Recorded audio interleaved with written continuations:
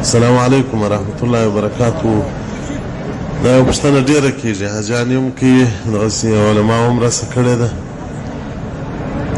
هغه حاجیان چې په مکه مکرمه کې 15 شپې پوره کیږي سره له مزدلفې و مینا، دا اوس مقیمین دي که مسافر، او پر دې باندې اخترې ستا که نسته. یو خو دمې د شکریې دي، دمې د شکریې و اخترې سره جلا دي.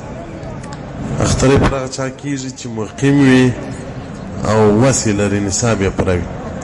نو اوس دغه حاجیان په مینا او مزدلفه کې مثلا 15 شپې پوره کیږي، له مینا او د مزدلفې سره یې 15 شپې پوره کیږي. دوی مقیمین دي که مسافر دي. محترمینو، تاوای نوازل جلد اول کتاب الحج کې صفحه نمبر 472 هغه وایي کوم حاجي چې د مینا او د مزدلفې سره 11 ورځې مثلا په مکه کې پوره کیږي، 15 ورځې پوره کیږي، دی مسافر دی که مقیم.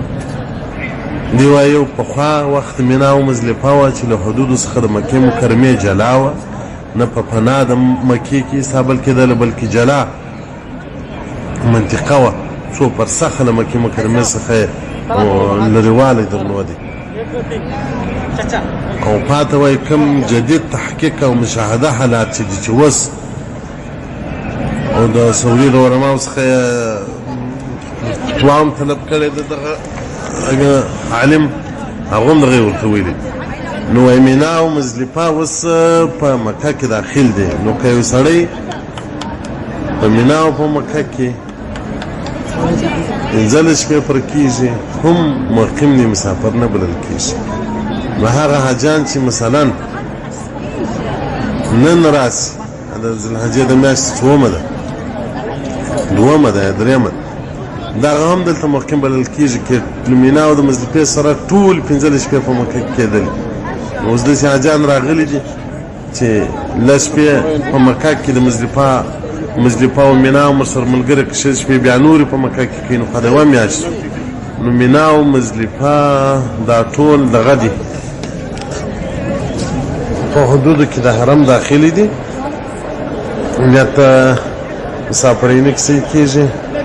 نو کوم حاجي چې مثلا اخترې ورباندې واجب یې په کور کې، نو دولي مقیم دی، خپل اخترې دې کور ته ټلیفون وکړي، حالت یې د حلال کې کېدل یې حلالوي، او هغه دمې د شکریې چې حاجي به پسه حلالوي هغه له دغه سره تعلق نه لري، د مسکینۍ او د مړتیا سره. هغه چې پسه سړی حج ته راسي تمتع وکړي، پر هغه باندې دمې د شکریې شته.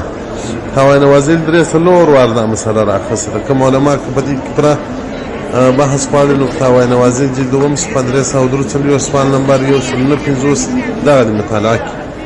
نو المنزله به په مینا کې دغه کوي، فرا کوي.